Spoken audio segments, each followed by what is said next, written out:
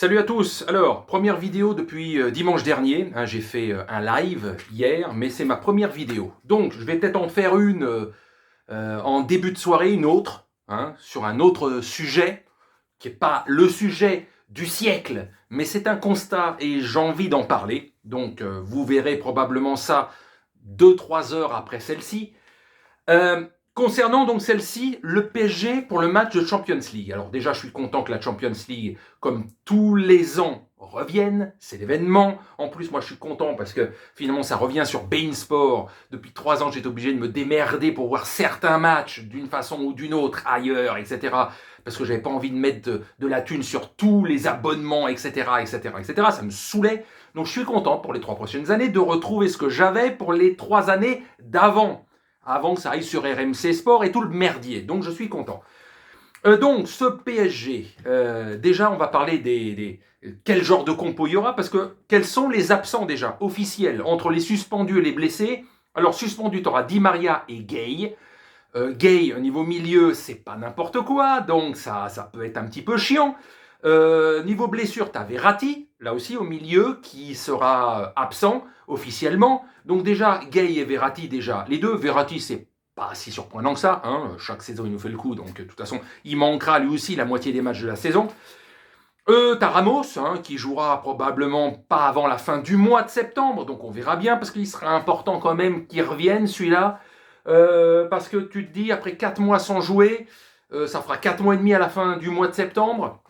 Le rythme, 4 mois et demi de haut niveau sans jouer, à 35 ans, il va pas se remettre à 100% en 2-3 matchs. Donc ça va être un tantinet compliqué. Donc à lui d'avoir l'intelligence du placement, etc. Parce qu'il ne sera pas à 100% dans les 2-3 matchs dans lesquels il va revenir. Donc ça sera un petit sous-side. Donc il n'y aura pas non plus Kurzawa, qui ne jouera pas là.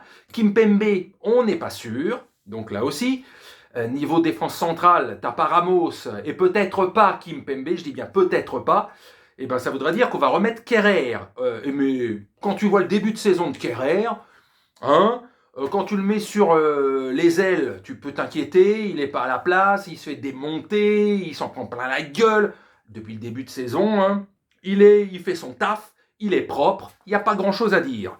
Donc voilà, et Bernat, blessé, ça fait 1 an, lui on ne sait même pas quand est-ce qu'il va revenir, et ça devient inquiétant. Alors ok, il y a Nuno Mendes qui est là, mais il ne va pas être titulaire tout de suite dans les matchs de Champions League, il faut bien se rendre compte de ça.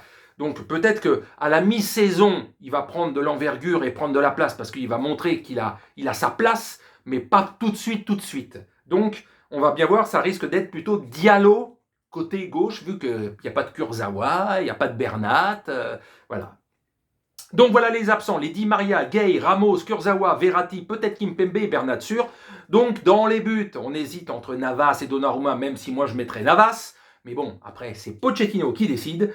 Hakimi, Marquinhos, Kimpembe ou Kerrer et Diallo en défense. Puis après au milieu, vu que tu n'auras ni Verratti ni Gay, tu mettras un milieu à 3, Wijnaldum, Herrera et Paredes.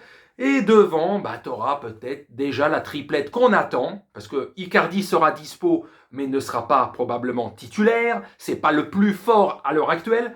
Tu auras plutôt Messi, Mbappé et Neymar. De la part d'Mbappé et de la part de Messi, j'ai pour l'instant une totale confiance. Neymar, il fera ce qu'il veut, quoi.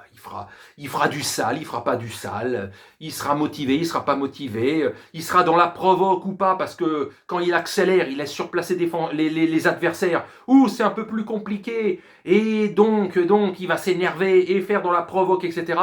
Donc avec lui, je ne sais plus quoi penser depuis 4 ans. En fait, mon pourcentage confiance diminue saison après saison. Alors maintenant, qu'il fasse du sale, tant mieux pour Paris, voilà. Mais bon, je connais un petit peu le personnage. Est-ce qu'il va s'améliorer avec la présence de Messi, son daron sur le terrain? On va bien voir. Mais en tout cas, voir quand même cette triplette-là, ça va quand même, malgré tout, avoir de la gueule. Et même s'il manque 1 ou 2 titulaires en puissance, l'équipe qui a là, c'est du très très lourd. Donc voilà, même sans les Verratti, même s'il n'y a pas Kimpembe, même s'il n'y a pas Gay, même si Di Maria, etc., il y a du très très lourd, quoi. Donc hâte de voir un petit peu, et surtout peut-être le premier but de Messi sous les couleurs du PSG. Ça me... ça me ferait plaisir. La manière où il veut, et de toute façon il peut marquer les buts comme il veut, donc un petit but mercredi, pour faire plaisir, quoi. Pour encore augmenter ton nombre de buts en Champions League, et encore avec CR7, vous éloigner encore plus sur les 120, 130 buts chacun, enfin un truc de malade, quoi. Donc, du top, quoi. Donc voilà, c'est tout. C'était juste pour se dire, voilà l'équipe qu'il peut y avoir.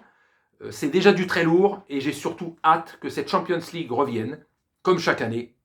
Quand elle est finie, on est content qu'elle soit finie. Voilà, nanani, on est content, on est déçu, on est aux anges. Puis 2-3 mois se passent et ça redémarre. Et là, la magie reprend au bout de 2-3 mois, quoi. Donc voilà, il y aura quand même de belles affiches déjà. Hein. Dès mardi et mercredi, dans cette première soirée, il y aura 3-4 belles affiches. Déjà du lourd, dont un Barça-Bayern, un Real-Inter. Donc déjà du pas mal, quoi. Allez, sur ce, bonne journée.